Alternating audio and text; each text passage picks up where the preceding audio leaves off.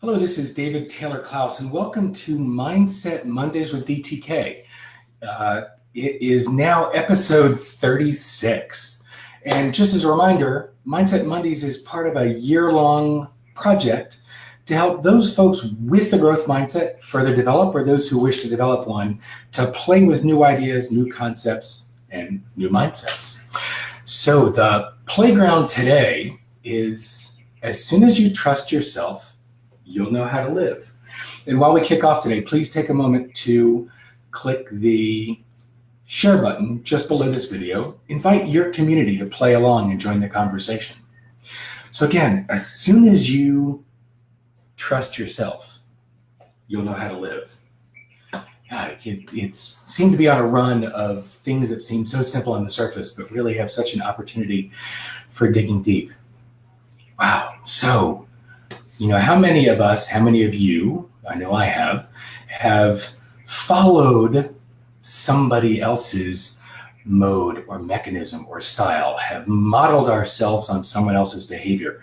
I worked with a business coach some years ago, and instead of working with them to learn and adapt to my market, my audience, my purpose, my message, I followed it a little exactly. I was encouraged to do it the way we do it and you'll be successful. And I did that. And very long story, very short, took 2 years to rebuild my practice, playing in a way that wasn't authentic to me, doing things that worked for somebody else but weren't for me, had sort of a toxic impact on my audience and left me feeling hollow. One of the things you probably heard me talk about is the idea of, God, there is nothing worse than flawlessly executing on a brilliant plan, only to find that what you've succeeded at creating is soul-sucking. I used to joke about turning the doorknob to the office and having my stomach turn. That's been a long time, a previous incarnation, but that idea of creating something that's not you, right? That's not me. And Goethe captured that really well with this quote: as soon as you trust yourself, you'll know how to live. As soon as I let go of needing an external anchor, as soon as I leaned into trusting that internal voice, the positive one, that sage, that inner truth, the wiser self, boy, it made it so much smoother. Easier? No. Smoother? Yeah. Right?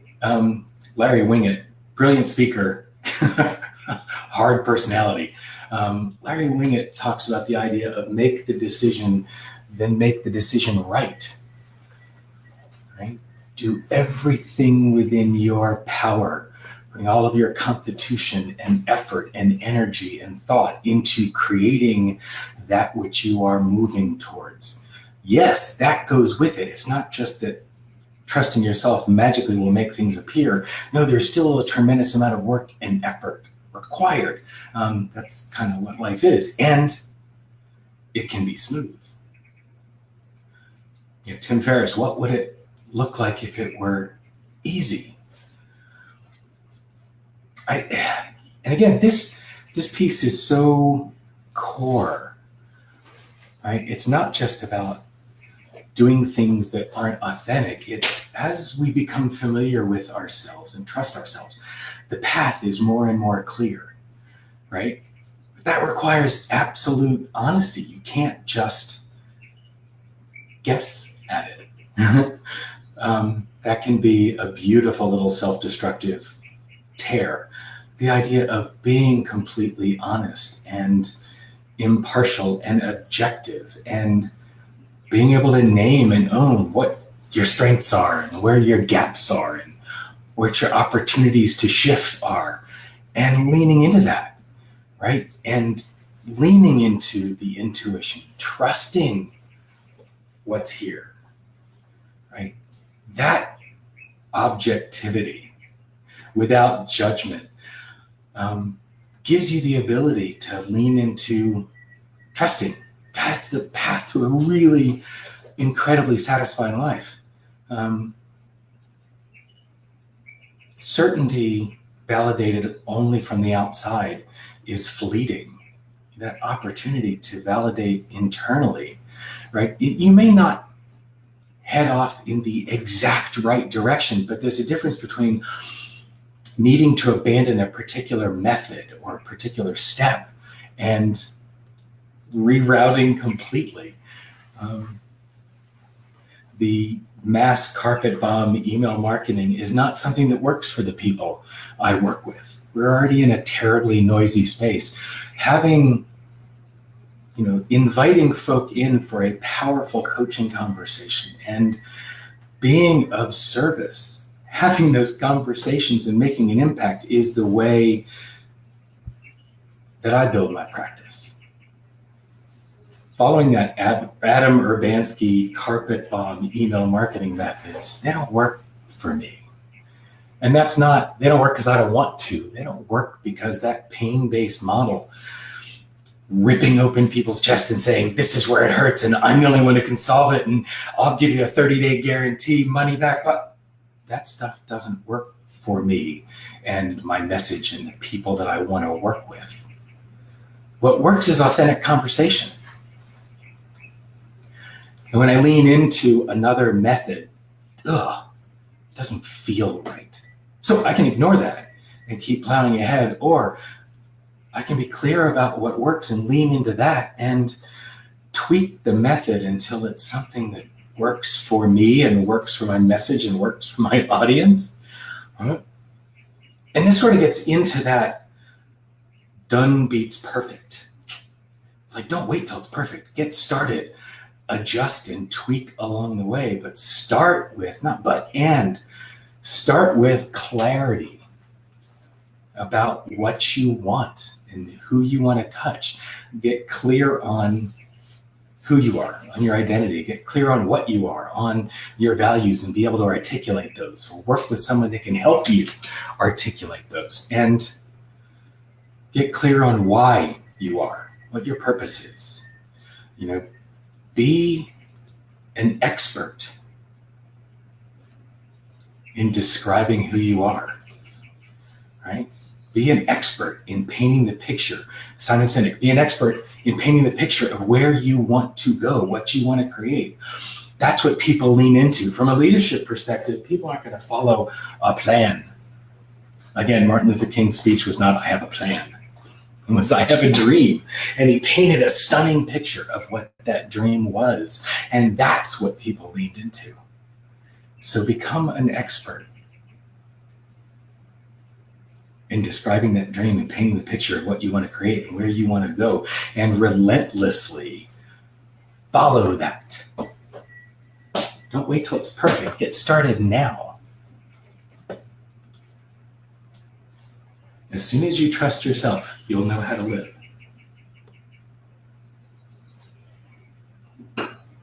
What's standing in the way of you trusting yourself? What are you making up that's allowing you to not trust yourself? Well, I'm throwing tons of questions. I know I do that. What's possible when you trust yourself? Hell, when was the last time you remember trusting yourself? Up until a few years ago, that was a question that I'm not sure I could have answered. And it is, Rebecca, it is sometimes really hard to know. And it's hard to know which internal dialogue you're listening to and what you're trusting and how do you know? That's that objective piece.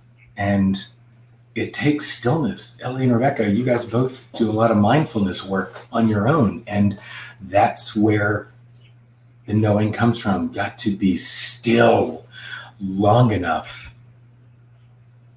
to listen. It doesn't help that the pace of our world is borderline manic. And even if it's not, so many of us seem to be, it's just in constant motion.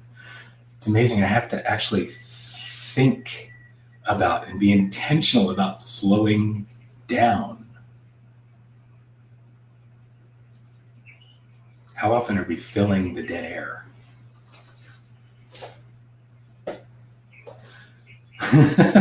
Yes, sit, stay. It's be still and breathe and listen. Turn that lens and your ear inward. And there's that reality that orders of magnitude more information is moving from your body to your brain than from your brain to your body. What's available when you listen to your heart and listen to your gut? What is available in the stillness? Yeah, Ellie, it can be. Stillness in a manic world can be overwhelming. And so what came up for me when I saw your comment was, yes, every time I sit still and I'm quiet, there's a flood. It's almost like the kid who hasn't been able to talk all day in school, and as soon as they get in the car after couple, it's right? They just got to get everything out. All the stuff they've been holding in all day, got to get it out. So as soon as I sit still and listen, all the stuff that needed to be said and heard and felt comes up. And that's a lot. It's overwhelming. And yet, what happens when you're just still and listen? You think about it, you've heard me say a bunch that being listened to feels so much like being loved that people can scarcely tell the difference. Well, listening to yourself feels so much like self-love that you can't tell the difference. All that stuff that's bubbling up on the inside needs to be heard, wants to be heard, is of value, is a tremendous opportunity for growth and learning and clarity. Sit the hell still and listen, right? Just be with what wants to be heard. Once you start trusting yourself, you'll know how to live. Once you have that internal anchor, it gives you that opportunity for wisdom. It gives you the opportunity to hear what's real, what's true. Sometimes it's not all pretty. Sometimes it's too much. But it's all real. Doesn't serve us to turn away from what's real. It doesn't serve me when I turn away from what's real. It doesn't serve me when I listen to that chorus of saboteurs and silly crap in my head. It's when I filter that out and listen to what's true, listen to that inner sage, to trust what I'm hearing and what I know. Wow. I'm watching our youngest go through the college selection process, and we just did our last college visit series before he does his applications, and watching him dig in and listen and try on different schools and be there and try to see himself there and with the other kids that are there. Whew. I don't envy him that decision. It's a hard thing to do, to pick. So how does he listen to just his voice and not the voices of everyone around him? All the different voices of parents, grandparents, school counselors, friends, media. Geez. How do you filter out the external voices, let alone the internal crap, and focus on what fits for me? Right? Making up how big a decision it is, how important a decision it is. No, it's just where he's going next year. Right? If it doesn't work, if it doesn't fit, it can transfer. One of the things we just heard over the weekend was, on average, the kids that are in high school right now are going to have an average of 7 careers over their lifetime. Not 7 different jobs, 7 different careers, 3 of which have yet to be invented. When Elaine and I graduated from college, the internet didn't exist yet. 80% of the jobs that folk my age are going to have through our lifetime didn't exist in 1988, 1990. So it's about trusting and moving forward and readjusting as you go. What are you going to do next? Trust yourself. the decisions become easier. This is exciting stuff because there's a ton of freedom available in this, right? When it's not, what am I going to have to do for the rest of my life? And that doesn't matter what age you are, 17 going to college, 57 figuring out the next chapter. It doesn't matter, right? It's what am I going to do next? And trusting that I'll know how to readjust if I need to. Elaine and I joke that we're in our back 50. We've gotten through 50 plus years. We got another 50-ish to go. How the hell do I know what I want to do for the next 50? I know what I want to do next. Mm-hmm. So opportunity here is to play with the idea of as soon as you trust yourself, you'll know how to live. What's possible from there? What will you change now? What's your opportunity to shift?